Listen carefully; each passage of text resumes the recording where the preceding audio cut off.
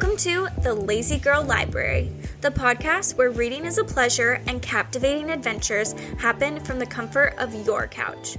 I'm your host, Darby. And I'm Michaela. And if you've ever spent more time rearranging your bookshelf than your priorities, then you, my friend, are in the right place. Hi, guys. Hello, hello. Episode 8, June Book Talk, coming at you live. We're back. I feel like we both have, crawled out of the depths of, life lately. Different versions, but, May's been a month. It's been a month. I feel like you were going nonstop. For me, I just reached a point of low battery, need a recharge, and here we are crawling back out of our caves. Yeah. So it's summertime, and we're gonna party. I'm just kidding. We're gonna read. Fourth Wing, we're back. Let's get into it. Let's talk about it. I'm really excited to talk about Fourth Wing today. I'm so intrigued to hear your thoughts. It's funny because we both actually finished this book probably about 2 or 3 weeks before we're recording right now. And so I don't know about you, but I have been man, I have thoughts I want to discuss. Oh, yeah. So it's kind of fun. We've got to sit on it, but there's been anticipation for us at least to talk about it. Exactly. So. We try not to talk about the books before we record, so that way you get all the fresh ideas and discussion. Speaking of discussion, so Fourth Wing, the book description of it, the back of it, it is: enter the brutal and elite world of a war college for dragon riders. 20-year-old Violet Sorengale was supposed to enter the scribe quadrant, living a quiet life among books and history. Now, the commanding general, also known as her toughest Talon's mother, has ordered Violet to join the hundreds of candidates striving to become the elite of Navarre, dragon riders. But when you're smaller than everyone else and your body is brittle, death is only a heartbeat away. Because dragons don't bond to fragile humans, they incinerate them. With fewer dragons willing to bond than cadets, most would kill Violet to better their own chances of success. The rest would kill her just for being her mother's daughter, like Xaden Ryerson, the most powerful and ruthless wing leader in the Riders Quadrant. She'll need every edge her wits can give her just to see the next sunrise.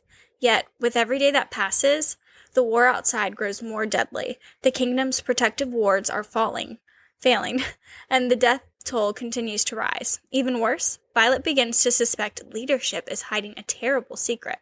Friends, enemies, lovers, everyone at Basgiath War College has an agenda, because once you enter, there are only 2 ways out: graduate or die. Dun, dun, dun. Yeah, so basically, that's the book, or at least the description of it. We're going to go a little more in depth about kind of what happens, but we're going to be talking about our thoughts on the book, answering some book club-esque questions, and giving our final ratings. Yeah, and we got off a little off schedule because of, life. Life happens. But we make our own schedule, baby. We do. So this month, May, we only had the 1 episode.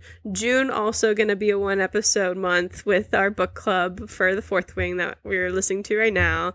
But then back in July, we're going to be picking it back up. It's gonna go back to the 2. We're going to announce our book club book for July in our first episode. And so stay tuned for that. And so we're sorry that we kind of got off here, but we're going to get back better than ever. Yeah. So thanks for listening. We'll have another one next month. Warning. Book spoilers ahead. Please head to the description and show notes to find where to skip to. You have been warned. But, alright, so we're going to try and summarize or do little spark notes of the book. There's a lot in here. Yeah. So we're going to leave some stuff out. She's a thick boy. Yeah, we're going to not include everything, but we're going to try and get to the main points. For those of you who haven't read, don't care to read it, but just want to hear lovely voices. Yeah, so that way you kind of have an idea of what we're talking about. Yeah. So just getting into it. It kind of starts off with, it does start off with Violet. She's the youngest of 3, and she has now just turned the age where she's old enough to go to Basgiath. Is that how you say it? Basgiath? Yeah, I think so. War College. Fantasy words. So. Yeah.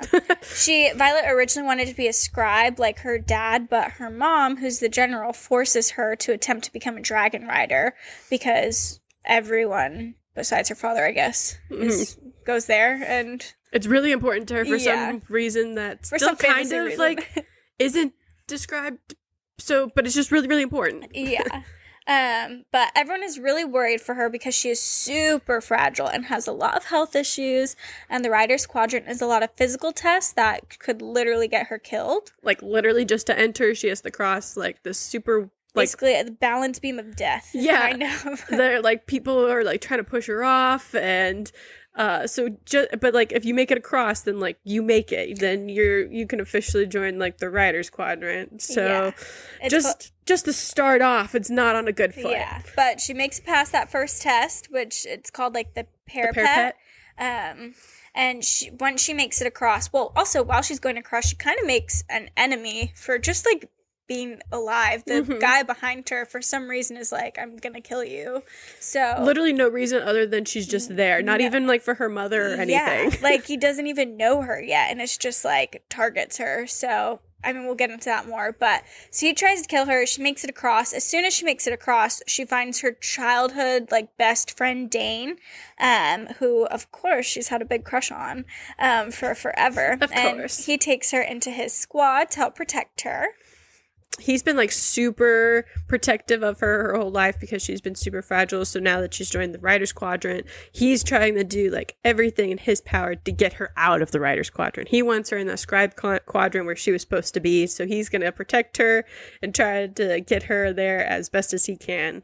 All the while, Xaden and all of these children of rebellion leaders that from this rebellion that happened whatever years ago are marked with these like tattoos, or like I think they call them relics, I think, yeah. Something like that, and are forced to go through the trials for the Rider's Quadrant too. But the kicker with that is they all hate Violet's mom, because Violet's mom is the one that executed their parents after the rebellion, because they lost the rebellion.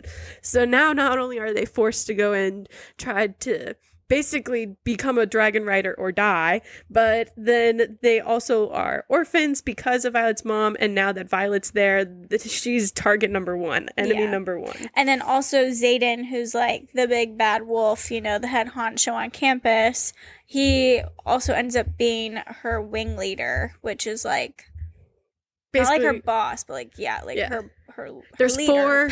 there's four wings, and which are like groups or squads, and they kind of like break down even further like military, but he's basically in charge of it. It's like the general within the school in a way. And so like we mentioned, Dane's overbearing. He's really, really trying to get her into the Scribe Quadrant. Like even though Violet's like making it through test, she's kind of getting frustrated with him a little bit. Because she's proving to herself that like, hey, she's kind of making it further than some of these other people are. She's not dying.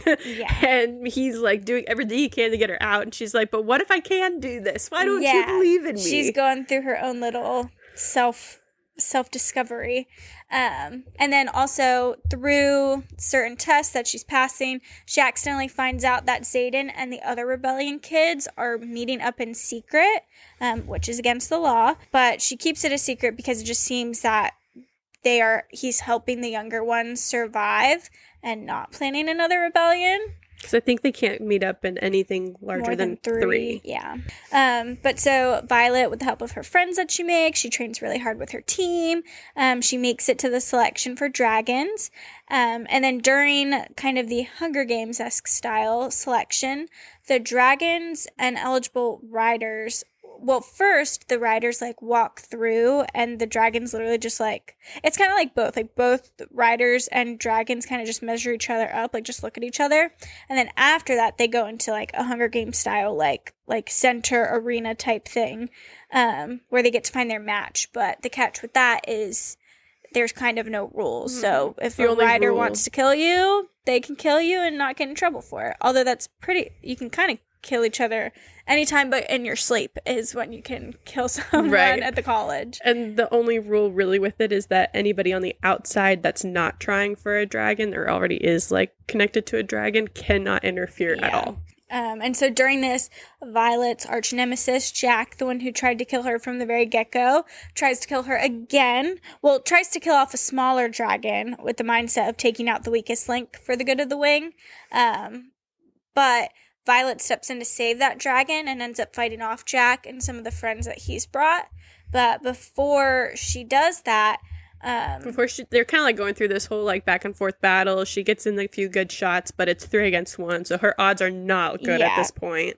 And then the like biggest badass dragon comes and steps in to save both her and the small dragon, and basically like kills the people that were there trying to kill her, other than Jack. Jack runs escapes away like a little boy. Yeah. And right before the big dragon comes to save her, you do see that Xaden has been watching, and he takes one step towards her. Like he's gonna break the rules. Yes. And then what you find out, one of the big kickers, is that that big dragon, whose name is Taryn, that's how I say it. And then Andarna. Do you say it that way too? Yep. So Taryn and the small dragon who she was protecting, they both bond with Violet, and that makes her the first person ever to bond with 2 dragons. And when you bond with a dragon, it's like all of a sudden your minds are kind of melded. You get to hear their thoughts in your head. They kind of like... It's like your souls are intertwined. It's like yes. If one of you dies, the other one essentially is going to die. Like, you they can't live without each other. You like siphon magic from the dragon too, because they like kind of feed into that for you to help protect you and whatnot. Yeah. Another big thing is that Taryn also happens to be mates with Xaden's dragon. So that kind of means that Xaden and Violet are bound together for life, because mated dragons have to stay together. Which kind of goes against the whole Xaden trying to kill Violet thing for her mom. Because they're enemies. And then it's kind of a risk that if either of the 2 people die or the dragons die, so does the other, because of the bond with the dragon. So they're kind of all 4 bonded at this point. Yeah. Whether they want to be or not. Yeah, whole big thing. We find out sweet Andarna is a baby dragon, and so that's why she's so small. And so Violet and Xaden have agreed they're going to protect her secret, and all other baby dragons in the future, especially because there's few and far between, you know. Nobody's like ever seen a baby dragon. That's why nobody realizes that Andarna is a baby dragon, and the dragons want to keep it that way. Yeah, little cutie. And then there's some more kind of like trials at the end of the school year. They have a war games type thing where every wing competes against each other in a war scrimmage to prove themselves. During one of these scrimmages, Violet's signet from Taryn, which is her special magical power that manifests from the magic her dragon gives her, reveals itself finally. It took like a little while. She was like one of the last one in her class to finally have one. Yeah. Because like the dragons will siphon magic to the person. So they can do like basic little magic things. But then the signet is what manifests from the person, and it's supposed to be based on like the person's values, who they are inside. Like it's based on the person, not the dragon. That then takes the dragon's magic and manifests into like the special power that they have called the signet. Yeah. And so hers manifests during this like trial, and she finds out that she's a lightning wielder, which is a power that has not been seen in centuries, so it is super rare. And she ends up killing Jack, so long sucker, to save her friend using this power, and becomes super depressed because she never wanted to kill anyone. Because why would you want to kill someone? Yep. Sad.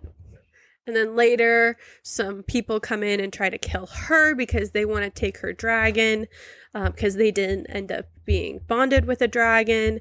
But then Xaden steps in to save her, obviously, because they now have this life bond that they have to live with, which then causes lots of big sexual tension and energy between them all. And then eventually things happen. The tension snaps and they give in. So yeah, Xaden and her, they do the deed. They do the deed, and they finally kind of, they're not enemies, but they're also not, they're like not in a relationship, but they're like friends, kind of connected. Yeah.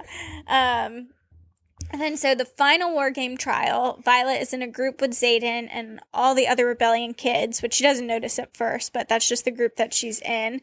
And she quickly finds out that they've been aiding the enemy in the continent war that's been raging on kind of in the background of this book between the North, which are the dragon riders, and the South, which are griffin riders, which I think those are like birds, more like a hawk style, right? It's like it's a mythical creature with like a eagle on like a lion's body kind of thing, like eagle head, wings, lion's body kind of thing.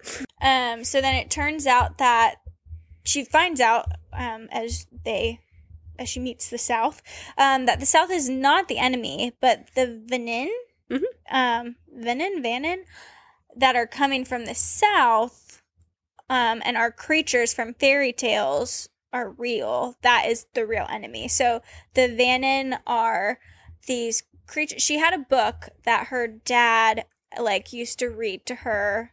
It was like a fairy tale book. Yeah, just like bedtime story. And she loved this book. And in it were all these so-called mythical creatures. She ended up not being able to find the book when she was looking for it in like the public library that had all of the books ever that you should ever be able to find. So that's kind of a red flag that like foreshadowing.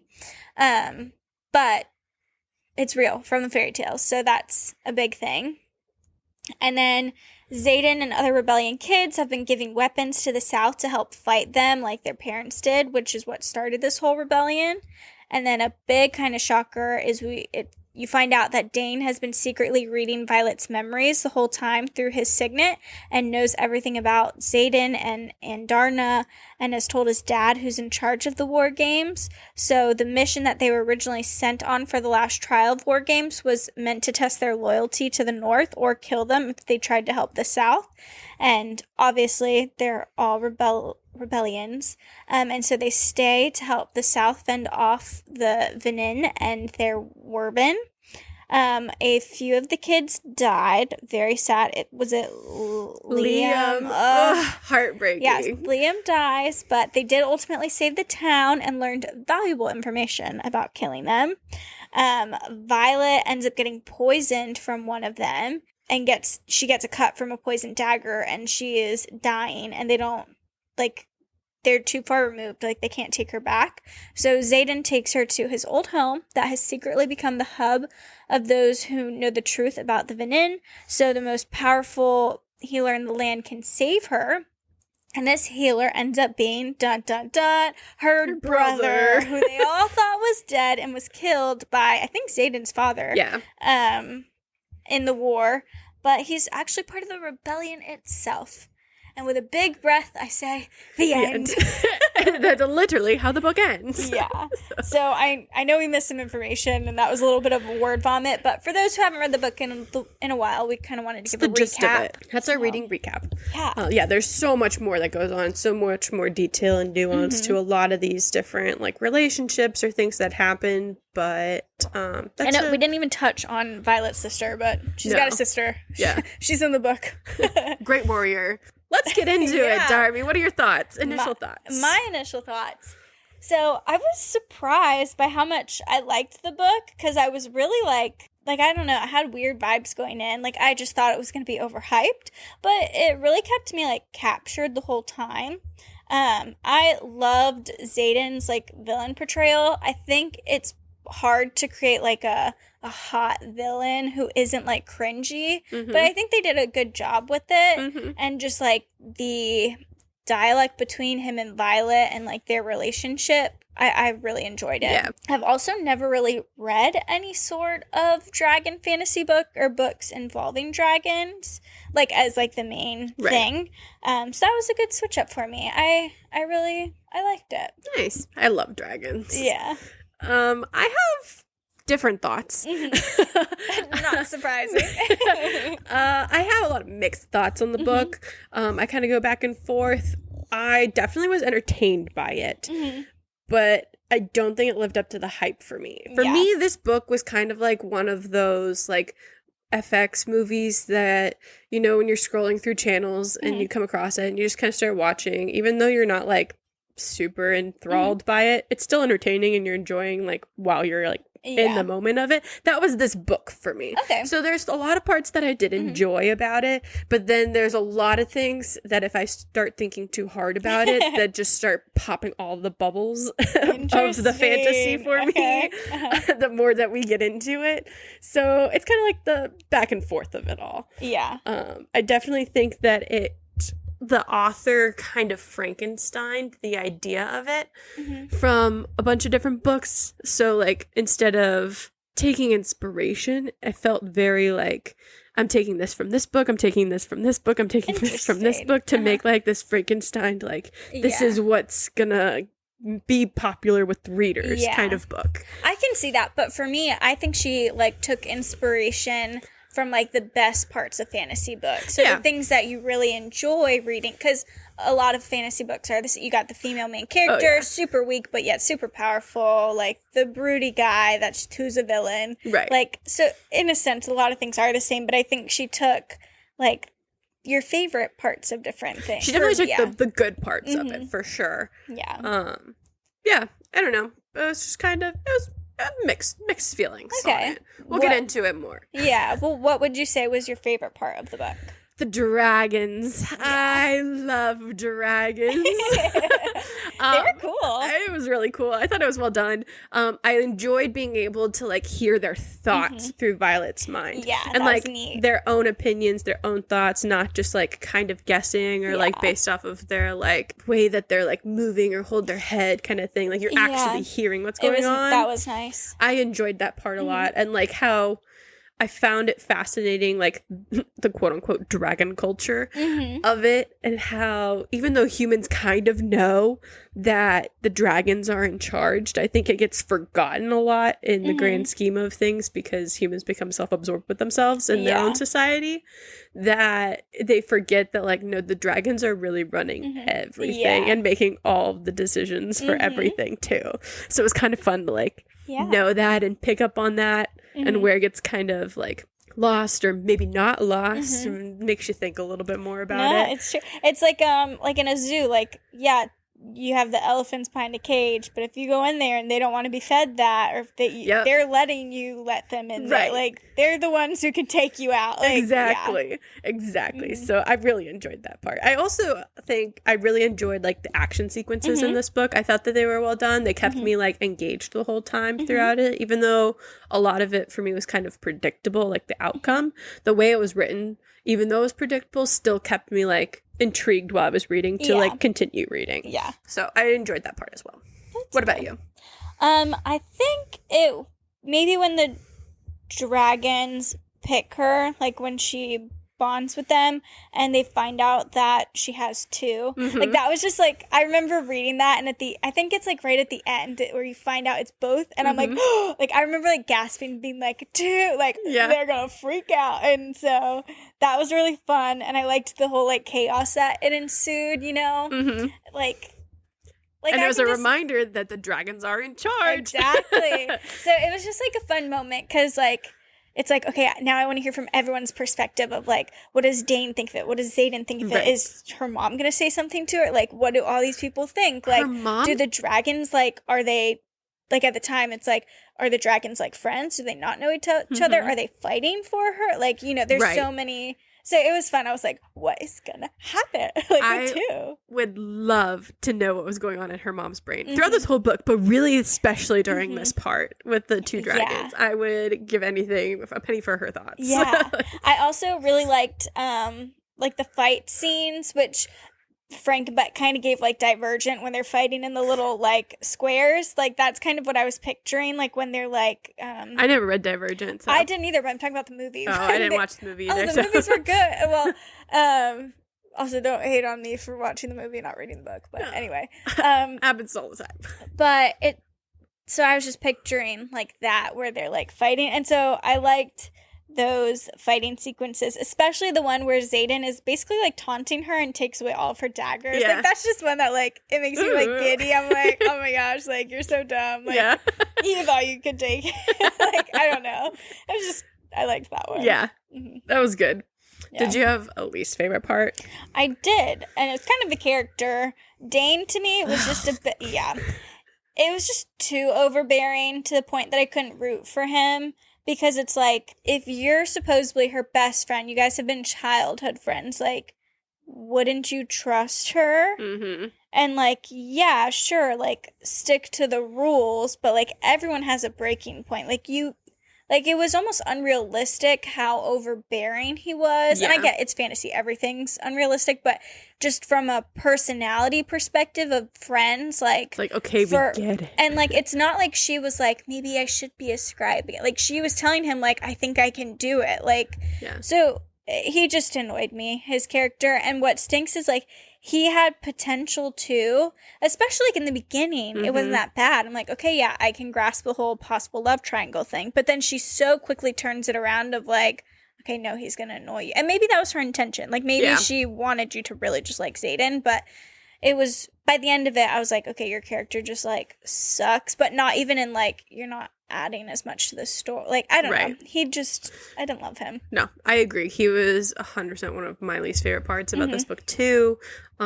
Definitely one of the most annoying characters I've ever read. Like, hands down. But he had potential to be. He did. I totally see it. I totally understand what you're saying. I'm like, gosh, he could have been. Like, yes. He could have been better. It's the depth of it. She didn't give him enough depth to make him more compelling. Yeah. He was just too flat annoying. Or even, like, I think it would have been better if, like, sure, he mentioned a scribe a couple of times and he was a little overprotective, but not as much. And then at the ending, when you find out the betrayal, it would have hit harder. But the amount of times that he was like, I follow the rules, we can't kiss, we can't do anything. Yep. And then it was like, now I've betrayed you. It's like, obviously we saw that coming. Right. Like, you're not slick. Like, I don't know. He could have been better. Yes. No, I 100% agree. Yeah, he's the most annoying thing. I'm not even going to try to go. You covered it all. My other least favorite parts was the constant mention of, like, how breakable and fragile Violet is. Like, I get it. She's little, she's skinny, never know she's not... why. Like... Right. They, like, barely mention it in the beginning of the book, how it's, like, she had the sickness, which is why her hair is silver no matter what. Sickness? Like, I don't... we need more. Yeah. Where's the foundation? Yep. It makes no sense. But it was just... It's, like...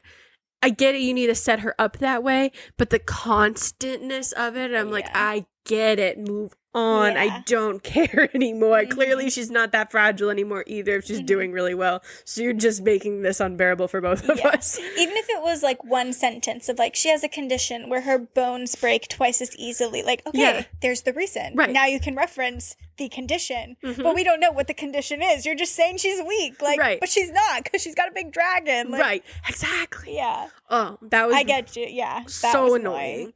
I also did not appreciate after Violet was like bonded to her dragons, like all rules just fell off for her at that point, I feel like, because she was still a first year and Xaden was a fourth year, right? Or a third year. Yeah. There's only 3. She was still a first year, he was a third year, and he's the wing leader, so like in a military setting, like he is like in charge. Michaela comes from a military family maybe that's why this triggered me so much, because like there's supposed to be order and structure, and I get it, like it's a fictional book, I understand, and like to have some sort of rebellion, I get it, but she was very blatantly just like throwing her attitude around, like, I don't appreciate this, and you shouldn't be doing this, you shouldn't be doing that to Xaden, like, leave me alone, blah, blah, blah.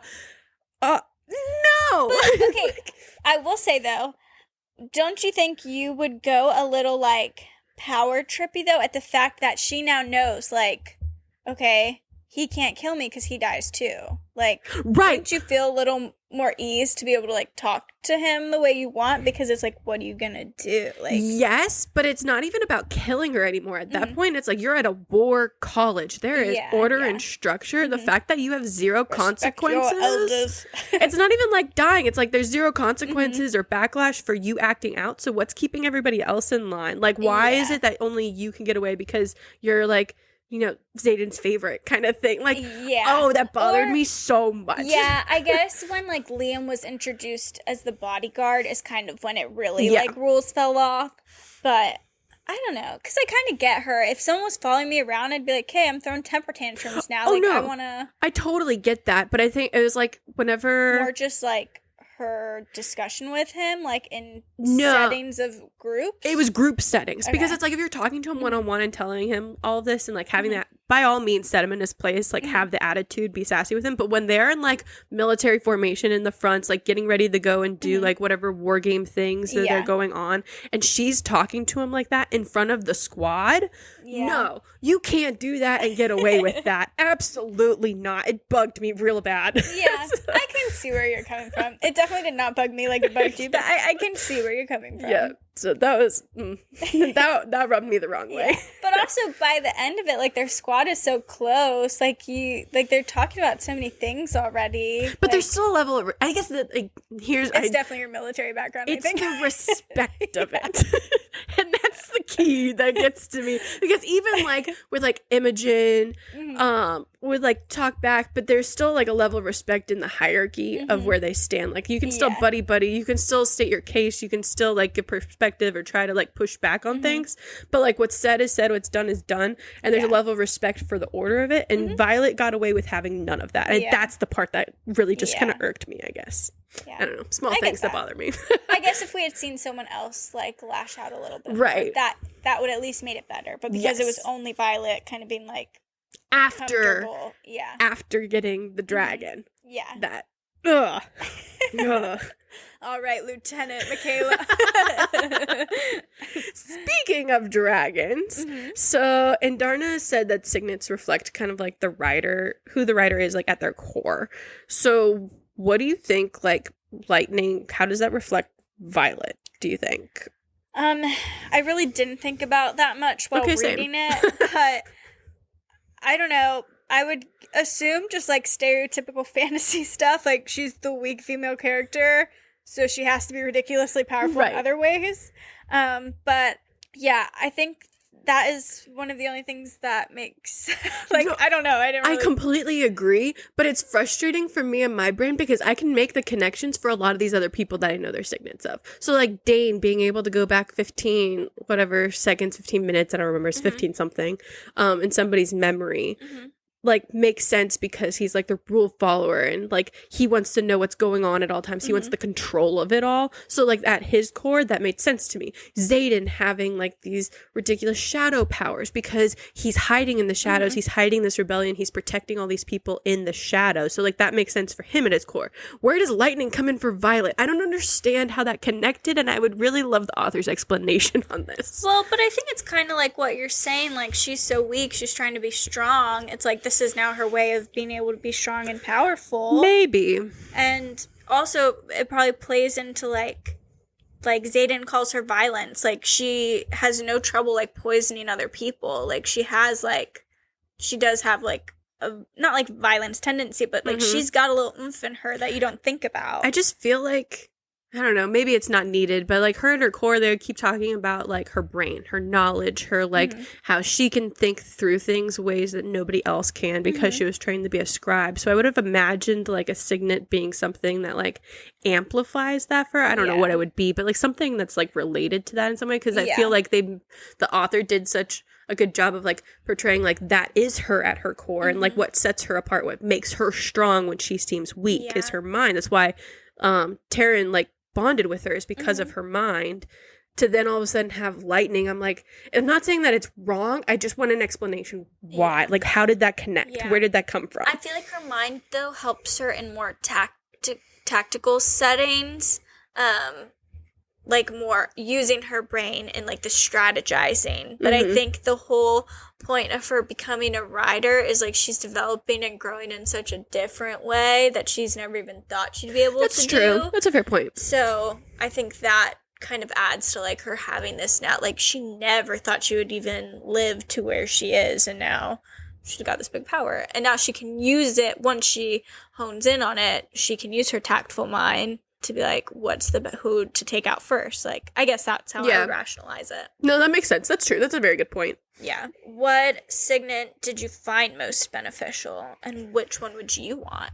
There were a lot of really good ones thrown out there. Yeah. I had to look them up. It had been a little while since I read it, so I had to like look them up. But they varied a lot, which was nice. Because sometimes it's like earth, air, fire, like mind read, like it's like you get 4, you know? This had a lot, I feel They did. They had a lot of variation, a lot of new ones that were kind of thrown in there. And so there were a lot that I think that would be really beneficial.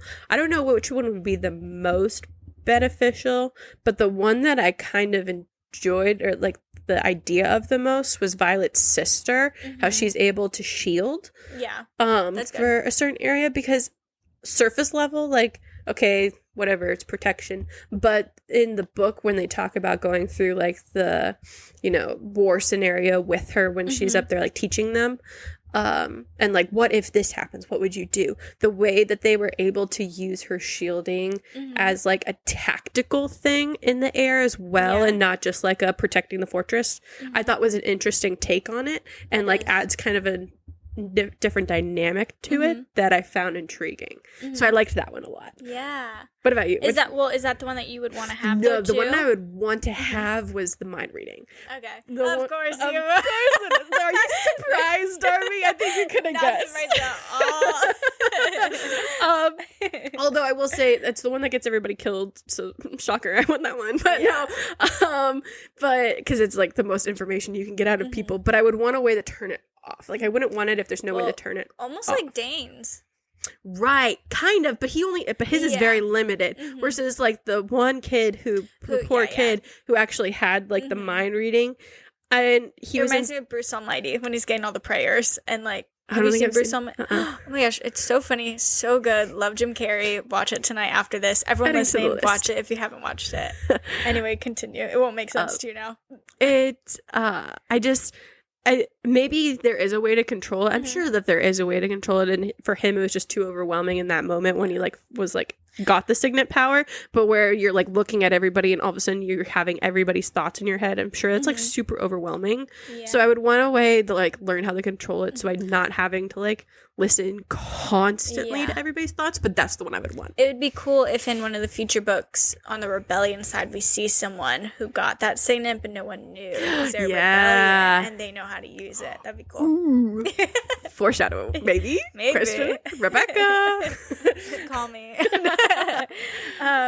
I thought that the mending, like healing signet would be the most powerful and beneficial, especially in war. Yeah, that's very true. Yeah, I just think like It makes sense. Yeah. Yeah. it's pretty Less helpful. people die. Yeah. I think the shadow one would be neat. It'd be fun to like sneak around, I guess. I don't know. It was hard for me to pick. There's a lot of them, but for some reason I was just being pulled to shadows. I think we should take a signet quiz and then post our results on the Instagram. At Lazy Girl Library. Yes. So maybe we'll do that after. If you're listening to this, then that means we've done it. So it will be on. Go check out our stories or our archived stories on our profile. So you can take the quiz and we can find out what you are and what your signet is. We'll find one. We'll post the link. Check it out. Yeah. Because we'll be curious to see what everybody else is too. Yeah. But I am nervous to take it because like spoilers for future signets maybe. That's I true. don't know. Well, yeah, we'll figure it out. What do you think her second one will be? Because now she has two, right? So her signet from Terran is lightning. And so in Darna, because she's not a full dragon, she can like give Freeze over time.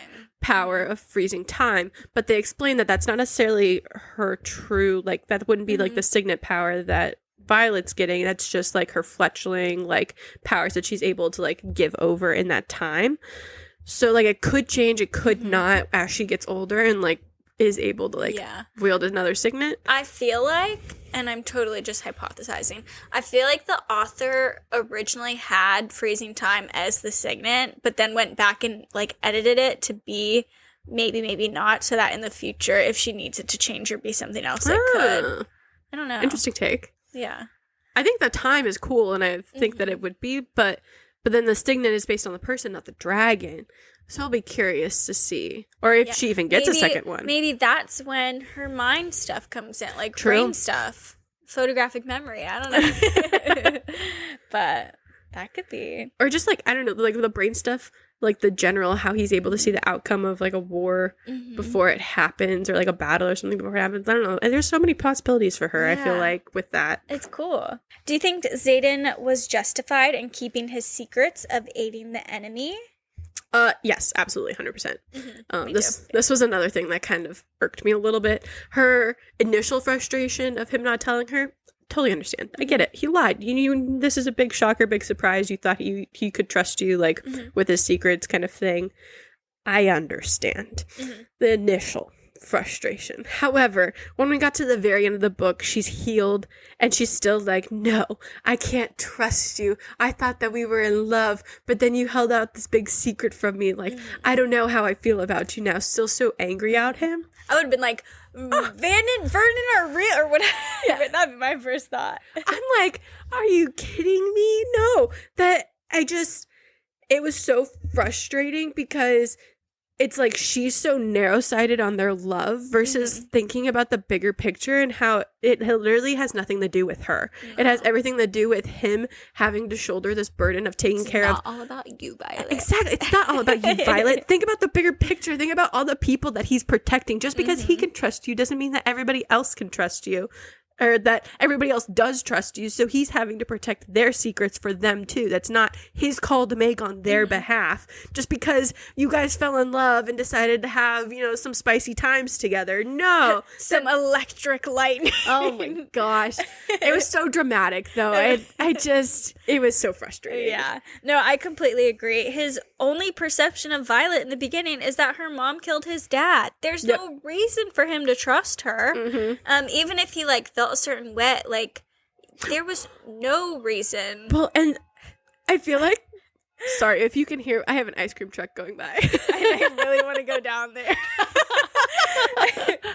We have an ice cream truck that comes into our apartment, but it's instead of, I really hope you guys can hear the sound, but it's not like a normal ice cream truck sound that ours does. It's like a trap ice cream truck. That's literally funny. The only way I can explain it. So what's ironic is they came through earlier today too. So this is the first time they've ever come made out twice. really well, and they're like, all right, we're time back to come back. Yeah, this was our best stop.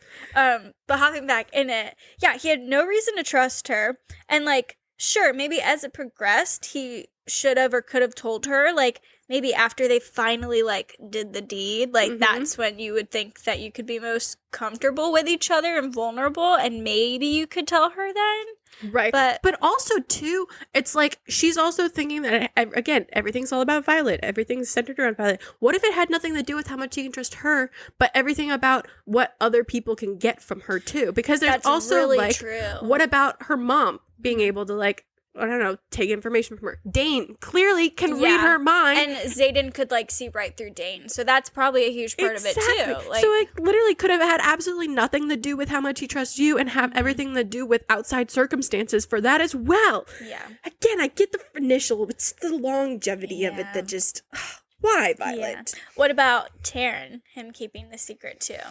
I feel like Xaden really put him in between a rock and a hard place on that one, because on one hand, it's the agenda for dragons, what you believe in, and you want to help out that cause and make sure that everything is staying secret and safe because of outside factors that could potentially cause issues. But at the same time, you're bonded to this person. You have this, you're sharing the same mind to try to keep something from her that big that can affect her too.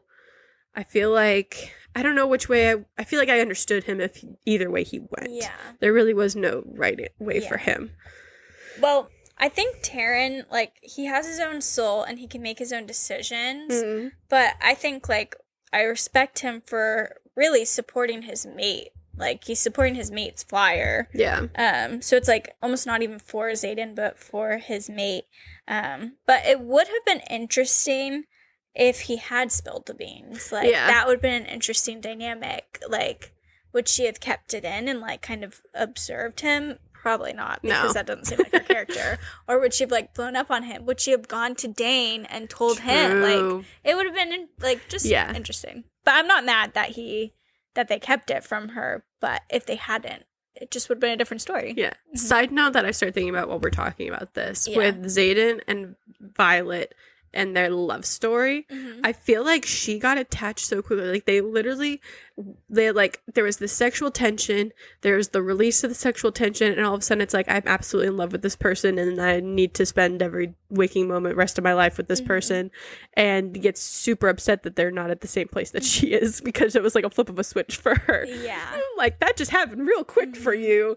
And that doesn't happen for everybody else. I feel like it was like instant love. Yeah, I think the author did a really good job with like the buildup, but then after the release, then it was kind of like, instant love all of a sudden. You're like, wait a second. Yeah, which could have been better if Dane wasn't so annoying. Like, she could have not been instant love, because there could have been some more like, thinking behind it. But Dane.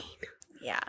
I don't know when is the best part to say this, but it just popped in my mind. When the dragons were like getting it on and she was like in that lust haze, it reminded me of Tamlin during the what's it called? That's all I could think Calamine? of. Yeah, during Calamine. All I could think of was like, this is what that feels like right now. That's so true. It was good. It was funny. That is funny. Oh, poor Xaden in that moment. How do you handle that? He handled that like a champ, though, I will say. He did. But it was perfect, though. Like, if they had done it, like, that wouldn't have been as, like, good. Yeah. So, like, it added to the tension. It did. It was really perfect. Good. Yeah. Back to dragons, though. So, every year we learn less dragons are bonding. So, do you think that, like, the Navarians' politics are at play? Do you think that they just follow, like, the allegiances of whoever their rider is? Or do you think the riders will feel the support for their cause that, like, so the dragons, like, choose who they think would, like, help them in that way? This is a good question. I think they choose riders based on their feelings about the other person and how their values align, because that's kind of what Andarna and Taryn basically say. Like, they just saw it in her. So at least in Violet's case. But I am sure that it varies, just like humans varies. I'm sure dragons vary on their reasonings for choosing. Like, I don't think all dragons are alike, because if they were, then Jackson or whatever would have never gotten picked by anybody, Like, but he did have a dragon. So what did that dragon see in him, you know? So I think it varies, but what like, they prioritize. The good, powerful ones see what's inside a person. I think there's a lot that humans don't know and may never know about the inner workings of dragons, and we kind of touched on this already, so I'm not going to go too in depth, but it mentions like multiple times that even though it feels like the writers are in control of the dragons, that it's like not even close to the case. Like, obviously, like, they want to control whether Violet can have two dragons or not, but ultimately the dragons are the ones that are making that decision, and they just have to deal with whatever that decision is. And I think that gets forgotten a lot. And so I'm sure that, like you said, they probably align with whoever like aligns with what their reasons for deciding to bond are. So if, like, for Jack's dragon was probably bonded to him because he was looking for somebody that's like super strong and ruthless. And so obviously that's Jack, versus like Taryn was looking for, or not even looking, but just appreciated like Violet's efforts to save Andarna. And so therefore like was able to bond with her in that way. And I'm sure Xaden's dragon bonded with him because like she felt for their cause and wanted to help. And so therefore that's how they could bond.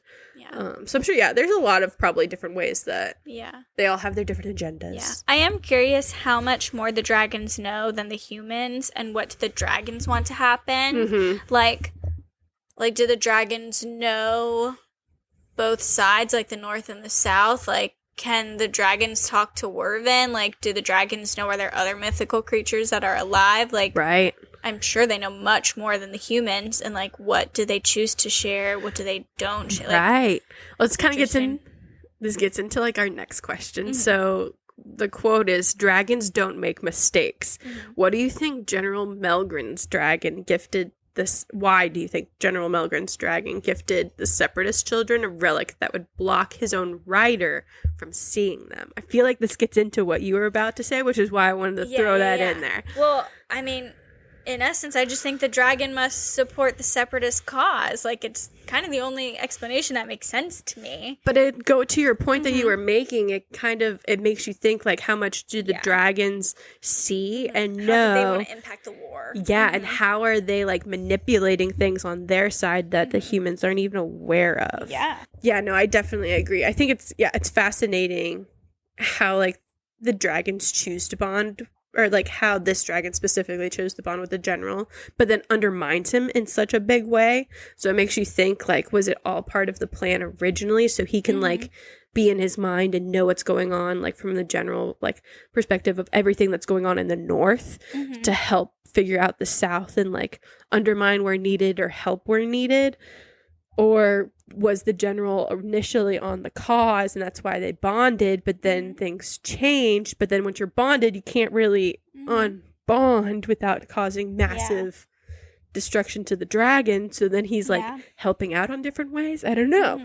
But it definitely gets into your point. It's interesting. It is interesting too. And I find it interesting that a rider can die, but the dragon won't die. But if a dragon dies, then the human dies. And I wonder, like, why that is. And I wonder if a dragon wanted their human to live without them, if they could, like, siphon off the rest of their powers to them to let them live or something. Like it just, to me, it's kind of like a loose end of like, okay, why can the dragon live but then the human can't? Like, what? I don't know. I'm sure it has something to do with the magic, but that's a really valid point. Is like, if the dragon gave up all its magic to the human to live and the dragon dies, would that work? Yeah.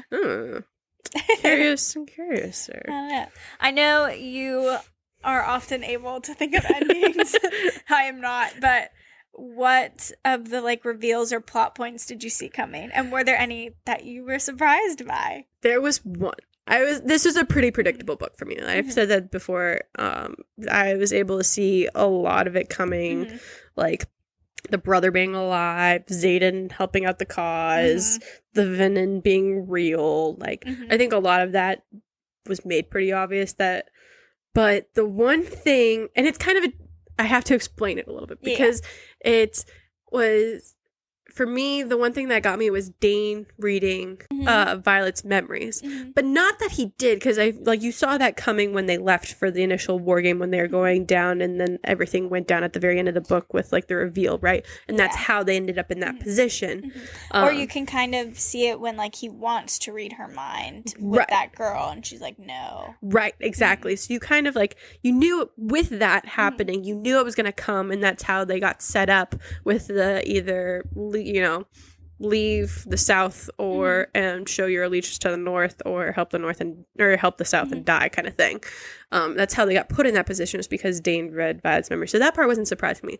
But the shocking part that kind of was the realization that hit that the author makes you think is how many times throughout the story did the author intentionally mention Dane touching her face? Yeah. And how many times he was actually reading her memories, and how much does he really know about so much more?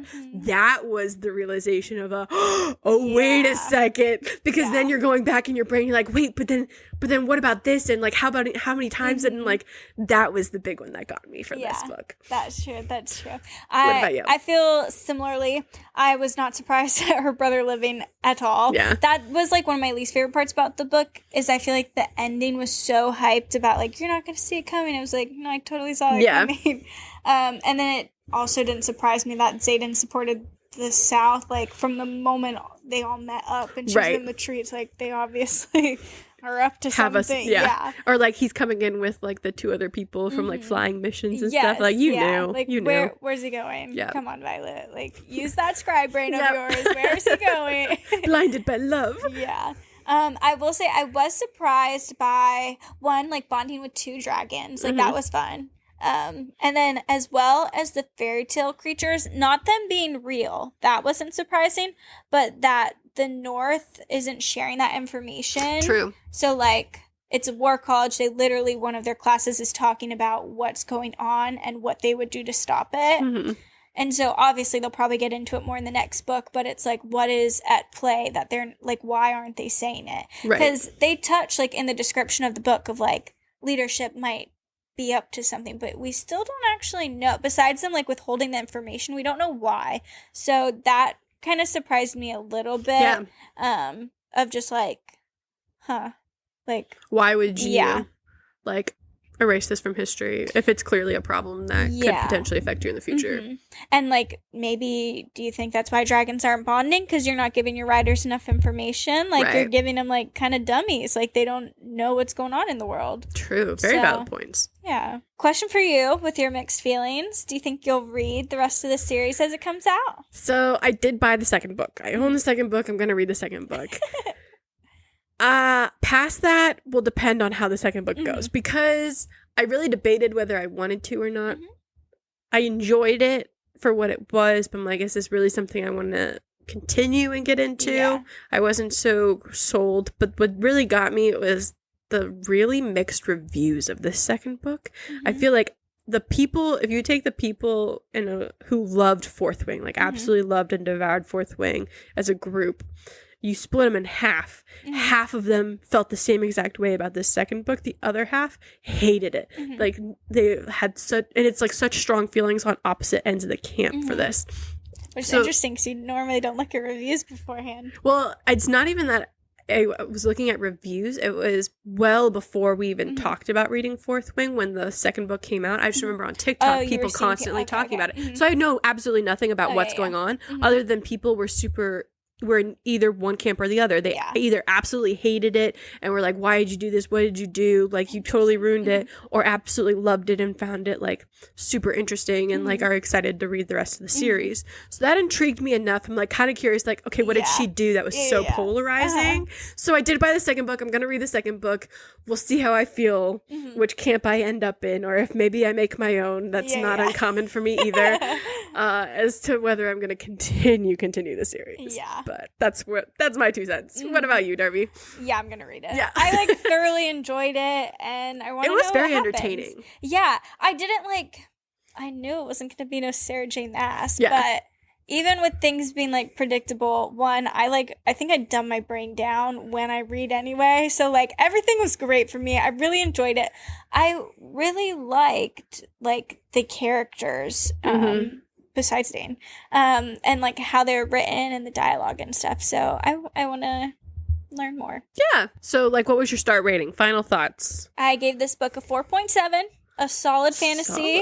Though similar to others, it was like puzzled together very well. And kind of like I just said, besides Dane, I enjoyed the characters and their motives. It made me giggle at times, made me gasp. It made me say, like, knew it, but it was a good book. I really liked it. Yeah. I was a little overhyped, at least the ending was, but it was good. I like it. How about you? 3 stars for me. So just because, I liked parts of it, and I didn't like other parts of it. So I did enjoy the action, the world building, the magic system was really cool with the dragons, and it was a well thought out book. Like it didn't have any like immediate plot holes for me or anything. Like it flowed well. Like it was fairly well written in my opinion, but the content of it itself sometimes got really frustrating, or I just kind of felt unoriginal a lot.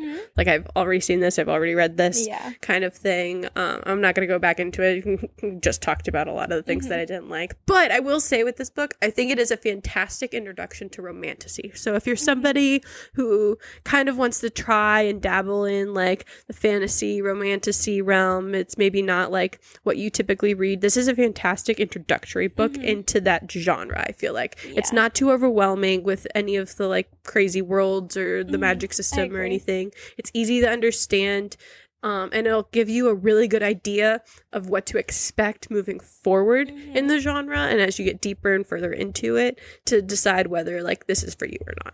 I would agree with that. Yeah. So that's my 2 cents. Fourth Wing, we did it! I feel like we were so behind on this. Like, I feel like everyone and their mother has already read this, but we did it. We finally read it. And now we're going to get to the second book, and then we'll be all caught up for anything else that happens. No spoilers for us. Nope. So, that was Fourth Wing. A little podcast reminder. This is going to be our only episode for June. but we shall be back to our regularly scheduled program in July with a fun book topic episode and then another new book club book. Yep, and we'll announce that book club book there in that first episode in July. So stay tuned. Yeah. If you have any recommendations for us moving forward, books you want us to read, you want to read along with us, let us know. Reach out to us on Instagram at Lazy Girl Library. You can also reach out on our website, lazygirllibrary.com. Yeah. We want to hear from you. Give us all the recommendations. And I think we've done kind of enough book club books and borrows and returns that you guys might have an idea of what we like and what we don't like. Or if there's something that you've never heard us talk about that you want to know if we like or don't like, send us those recommendations so we can learn and find out. Absolutely. But on that note of borrows and returns, what are your borrows and returns, Michaela? So, not a lot. So it's going to be a quick one from me again. But I do actually have a return. I did. It's fourth week. I mean, yes, but my returns this time, I did finish Wild by Cheryl Strayed. I gave it 4 stars. I thought it was really well done. I did it on audio. It got kind of long-winded at some points for me. And the ending, I guess it was more of an expectations thing for me, where I was expecting more of like a moral of the story, like gain something from this for me myself. Yeah. But that's not on the author because she didn't really promise that. I guess that's just kind of what I was expecting from all the hype of it. But it really is just her story and like what she gained from this experience. Yeah. And it is an amazing experience where she goes and hikes the Pacific Crest Trail all the way from like New Mexico up to Oregon by herself as a woman. Incredible story, incredible journey. Really enjoyed listening to it and hearing like all of the adventures and crazy things that went on. So I do recommend it. But it's not a self-help book. So if you have that expectation going into it, kind of like I did, thinking it was like a memoir self-help book, it's not. I think that's good to know. Like, it's very much more, it's a true memoir. This is her story kind of thing. But with that in mind, still really, really good. I'm currently reading, finally, again, getting into it, Circe by Madeline Miller. after it. I'm loving it so far. I'm about halfway through. Really, really happy with this book. I love her writing. Her writing is phenomenal. It's so well done. And it's fun for me because I used to be a huge Greek mythology nerd growing up, especially like middle school. I can see that in you. Not a bad, like, but I can see that. Oh, it was my thing, especially middle school, early high school. Like I loved reading, like even just like quote unquote nonfiction. Obviously, mythology still is fiction, but books about it. So, I've been out of it for a while, so it's kind of fun going back and reading this and like pulling back the memories from all the different myths and like trying to make those connections before she makes the full circle connection with them all and like who this person is within whatever myth is like going on. So I'm enjoying it so far. So finally getting into it. That's good. I think you and Josh should be like dress up as Greek goddesses. Oh, for Halloween. That would be fun. That'd be fun. I'll have to convince him to wear a toga, but it shouldn't be too hard. Tinkerbell. That's true. There's no so right. In case you didn't catch that, I think it was 2 years ago for Halloween, Josh and I went as Peter Pan and Tinkerbell, but I was Peter Pan and he was Tinkerbell. So you're right. Getting him to wear a toga should not be all that difficult. That would be hard. Anyway, what are you reading? What are your bars and returns? I kind of got like I'm killing it. Yeah. I will say a lot of them were audiobooks, but hey, reading is reading. Yeah. Well, obviously, Fourth Wing is a return. Funny Story is one of my returns. So I've closed out my Emily Henry binge. It was such a good story, and I wanted to be in this like world setting like forever. Like it was so good. Like I loved the characters. They were so fun. So I gave that one 5 stars. I am finding it so hard though. Emily Henry is like why I started listening to audiobooks, and now it's like, oh my gosh, every other audiobook person sucks. Like, I don't know. Have you been I think I've heard people are able to find new books with the narrator, because you love the narrator, right? Yeah, I think I need to do that. Or, so we just read The Nightingale, and one of my former coworkers said that audiobook was really good. So maybe if I read another book by that author, but audiobook, that I would like it. Yeah.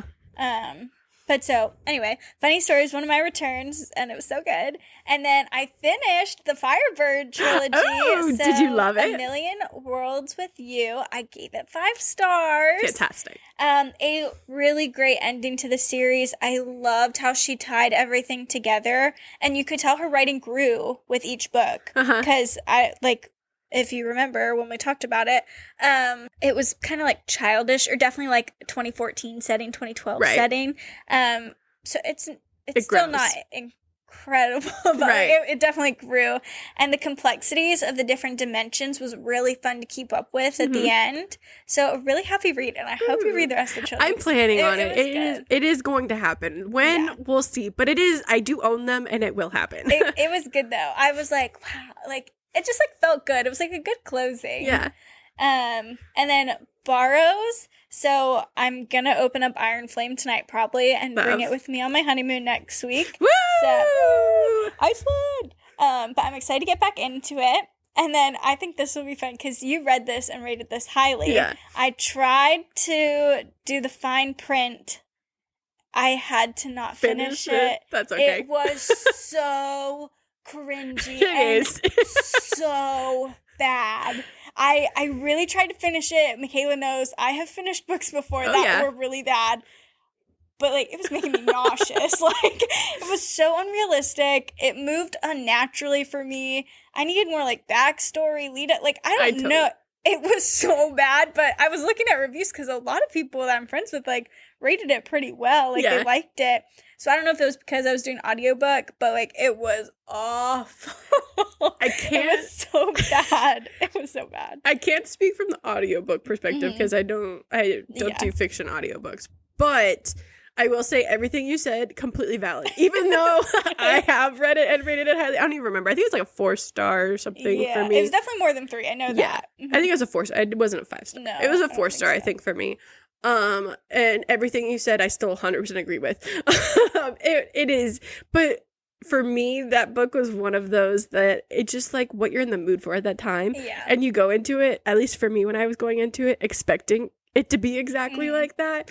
But I don't know, it was like the time and the feeling that it was like what I wanted at that point. And I am a Disney adult, and it is kind of like very heavily based on like Disney parks, kind of. Yeah. At least, especially that first book. The first book, 100% is. The underground tunnels. I'm like, okay, Disney. I'm like, it's where's the mouse? It's Disney rebranded for copyright infringement. So I think that's why I enjoyed it. But I totally understand why you did it, and I get it. I understand. I'm gonna have to play you some of the audiobook though, because so they do like dual point of view, and they have 2 different voice actors, and the guy, like, I won't be able to do it because I have a high pitched voice, but it's such a deep voice that for the actor, which they're probably trying to make him sound like husky, like sexy, whatever, but he has like this vibration to his voice that is almost like annoying, and it's definitely like he's doing it to try and be like hot, but like I can't even explain it, but it was real bad. And I really apologize to the actor who plays it. I'm sure you're great, and obviously lots of people love you. It's a niche thing. Yeah, no, I couldn't do it. That was an attempted borrow, but quickly returned. That's okay. That's okay. Yeah. For any of you listening, I think it's Dreamland series or something like that. First one was good, in my opinion. Second one is my favorite. Third one was a do not finish for me. So. And the second one was the one that I initially wanted to read, but I was trying to do it like in order. But I think they're kind of standalone-ish. They are kind of. Like, it helps if you have like the knowledge of the backstory, because it kind of interweaves between all of them, but you could in theory still read the books by themselves in whatever order and enjoy them for what they are. Well, I will not be reading the second story now because that one scarred me, but you know, it's okay. This is what makes this great, is because we have all these different opinions on all these different books, and we can talk about them like this. It was funny though. As soon as actually, it was like as soon as audiobook started, I was like, oh no. It's like that meme that, oh no. Yeah, basically. And I knew that you had rated it, and I was like, I cannot wait to bash on this with Michaela. Totally get it. No hard feelings. Yeah. But that was our book talk. That was our borrows and returns. Make sure to keep up on our Instagram. Hopefully going to be utilizing it a bit more. We're going to post that quiz on there. So be sure to take the Signet quiz. Even if you haven't read Fourth Wing, a quiz is a quiz. Yeah. Take it and figure out what power you have. It's cool. Darby knows this about me. I am a sucker for a good Oh my quiz. gosh. I love personality quizzes. Love BuzzFeed quizzes over here. So, if you have any more too you want us to take, send them our way. Yeah, what Love type 'em. of cheese am I? Yeah. Tell me. But thanks again for joining us. Be sure to leave your thoughts on this podcast. Give us a little review. That would be really cool. Or rate us. And if you don't want to leave a review, but you want to text us, like that works too. I don't know. Just tell us how we're doing. Yeah. What do you think? Do you like this? Do you DM us. Let us know if you Call just me, want to chat. if you want to reach me. Call But- me, beep me, if you want to reach me. Anyway. But All right. we'll see you next one. Bye, guys. Bye.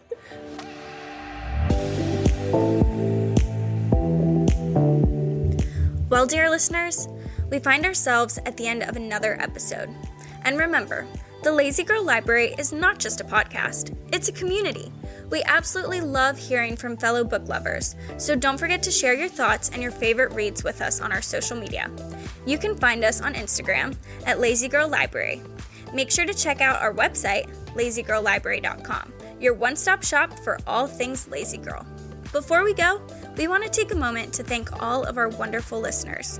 Whether you're listening from your cozy bed, on your way to work, or anywhere in between, thank you for making us a part of your day and for being a part of our Lazy Girl family. So keep those pages turning, keep those imaginations flourishing, and remember, the best stories are yet to be discovered. Until next time, stay lazy and happy reading.